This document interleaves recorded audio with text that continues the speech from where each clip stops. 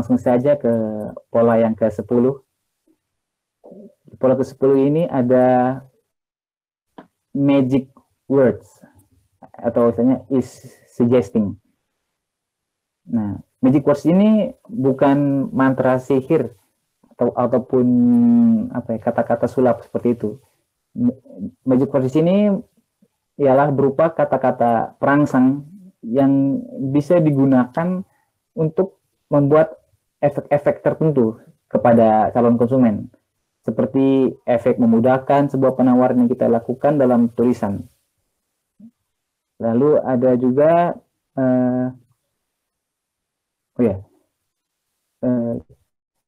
contohnya itu ada seperti itu ya. Keywords-nya itu ada, kita bisa menggunakan kata-kata secara otomatis atau secara mudah atau tanpa disadari, sangat simple, dan lain-lain. Nah, jadi kata-kata ini yang biasa sering digunakan sebagai magic words ya, untuk memberikan efek kemudahan. Kemudahan kepada para pembaca yang ingin mencoba produk kita, seperti itu. Nah, seperti yang lanjut ke pola yang ke-11, ada changing belief. Nah, tujuan dari pola penulisan ini ialah kita mengubah perspektif atau kemauan calon konsumen terhadap produk kita, atau biasa kita sebut juga reframing. Nah, dari pola penulisan ini merupakan salah satu strategi yang sulit ya, karena merupakan hal yang sulit untuk membuat calon konsumen itu menyukai apa yang kita tawarkan. Jika pada awalnya mereka sudah merasa tidak tertarik atau bahkan tidak suka, kita akan cukup sulit untuk membujuk mereka.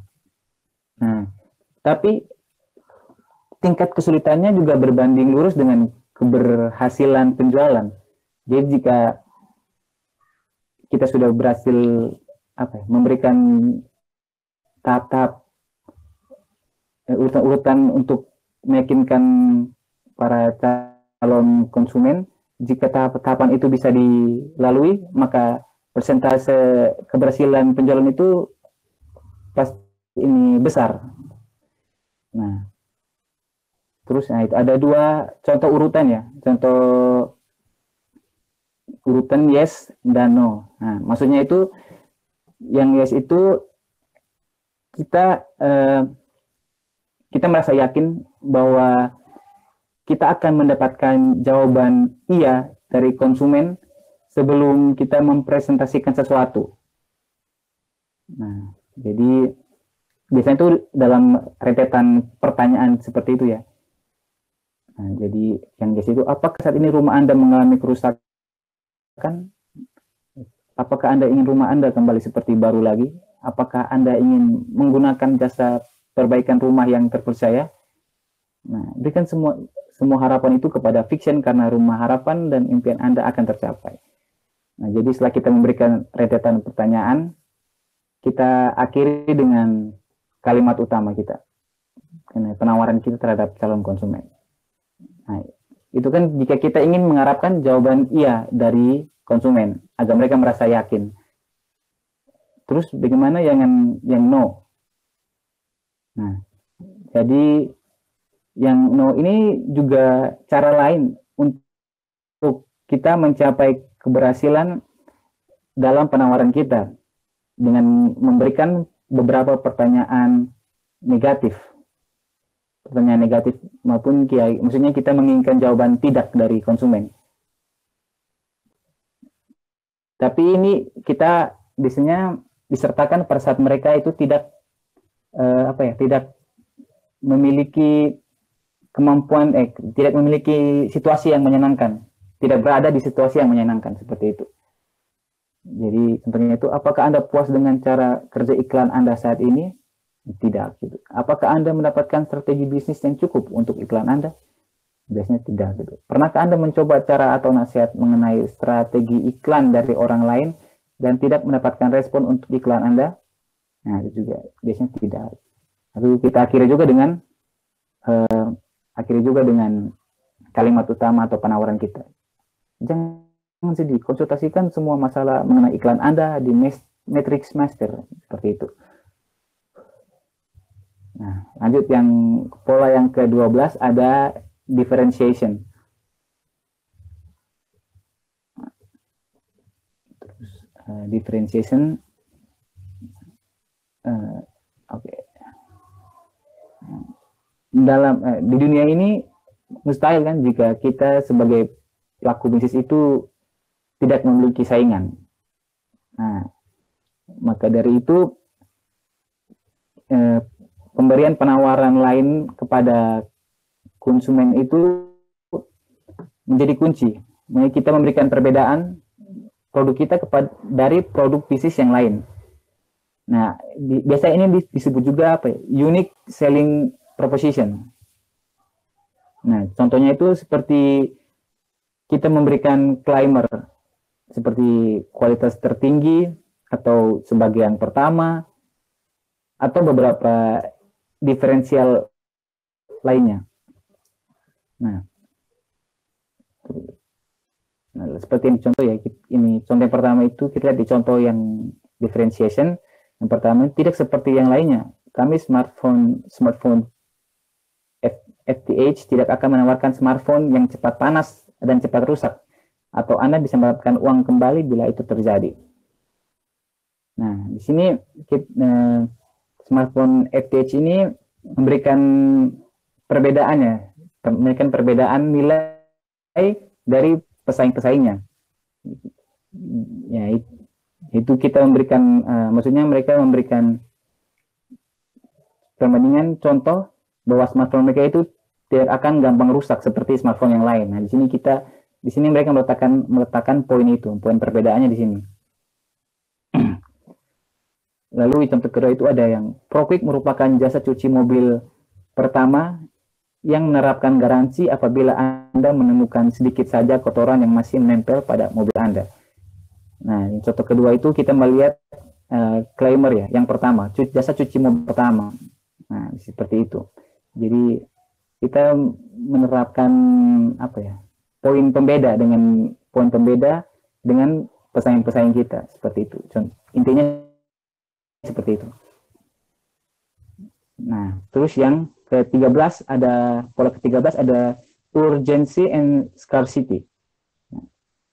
Nah, dalam copywriting sendiri itu urgency dan scarcity merupakan salah satu metode ampuh untuk mendapatkan perhatian dari para calon konsumen dan mendapatkan konversi yang tinggi. Ini terjadi karena pada dasarnya pola urgensi dan scarcity itu mengandalkan kondisi psikologis manusia yang dinamakan FOMO atau fear of missing out.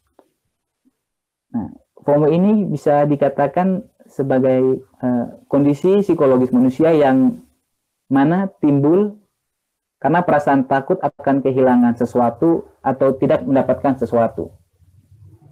Nah, jadi FOMO ini yang akan menciptakan situasi mendesak atau urgensi yang mana mendorong calon konsumen untuk bertindak lebih cepat. Nah, lalu juga ada faktor kelangkaan atau scarcity yang menggunakan kuantitas terbatas untuk memicu kecemasan yang akan memaksa para calon konsumen untuk juga bertindak segera agar tidak kehabisan, seperti itu. Nah, pola ini juga sukses membuat banyak konversi karena kita membuat calon konsumen itu tidak memiliki waktu untuk berpikir dua kali atau menunda untuk membeli produk kita. Dan pola ini juga membuat produk kita terlihat penting. Sehingga jika melewatkannya, maka calon konsumen tersebut pasti akan merasa menyesal.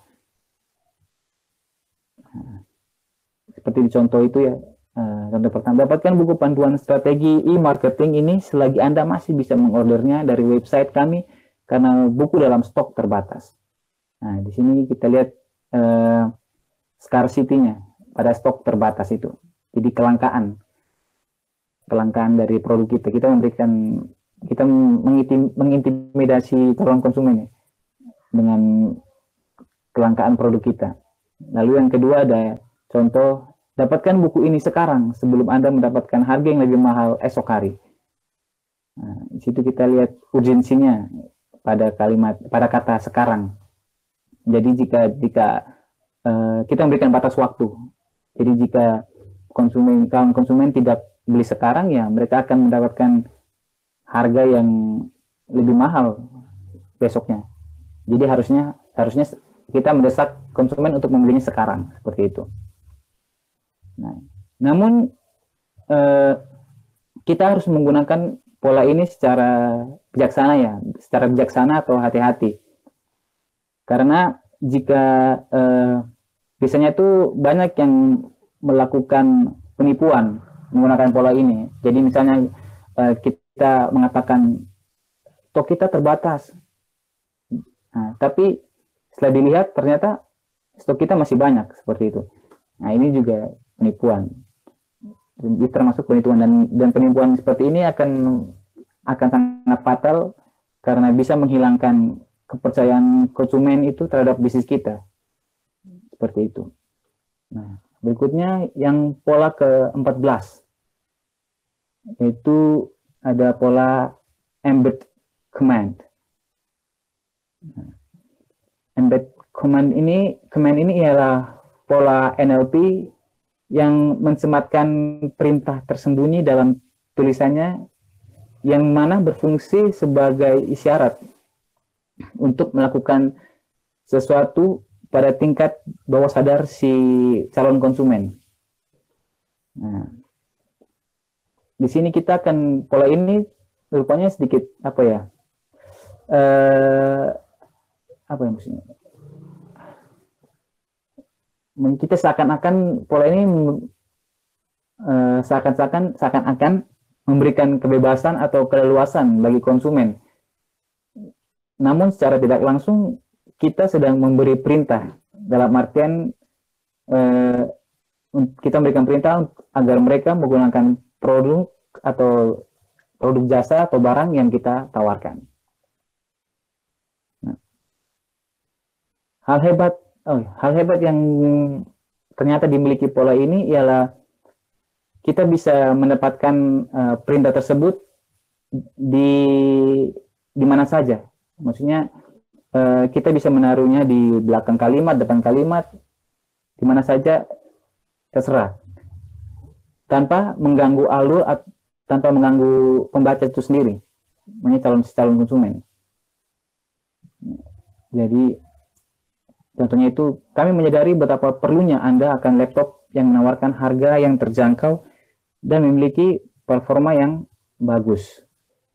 Nah, di sini kita memberikan perintah tersembunyi pada kata itu ya. Kita lihat betapa perlunya. Jadi kami menyadari betapa perlunya Anda akan laptop yang menawarkan harga yang terjangkau dan memiliki performa yang bagus. Nah, jadi kita memberikan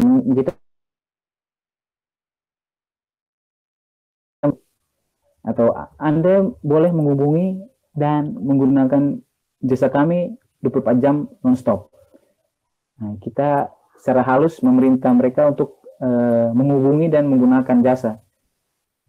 Seperti itu.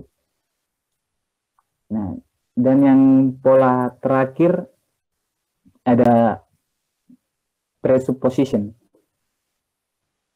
Nah, presupposition sendiri itu ialah pola yang berguna untuk melewati dan memanipulatif pikiran bawah sadar konsumen kita, sehingga mereka menuruti apa yang kita perintahkan tanpa adanya pertanyaan dari si calon konsumen. Nah, jadi kita di contoh itu, setelah Anda membuat keputusan untuk mendapatkan laptop yang tahan lama, Anda mempercepat pekerjaan Anda. Ingatlah selalu untuk menggunakan dan memilih Asus untuk menyelesaikan solusi pekerjaan Anda. Nah, di sini kita bisa lihat bahwa kita berusaha memanipulatif pikiran bawah sadar konsumen kita dengan memberikan gambaran jika mereka menggunakan produk kita, maka solusi pekerjaan mereka akan lebih cepat selesai, seperti itu. Nah, sekian saja. Itulah ke-15 pola NLP yang kita pakai dalam penulisan copywriting kita. Sekian dan terima kasih.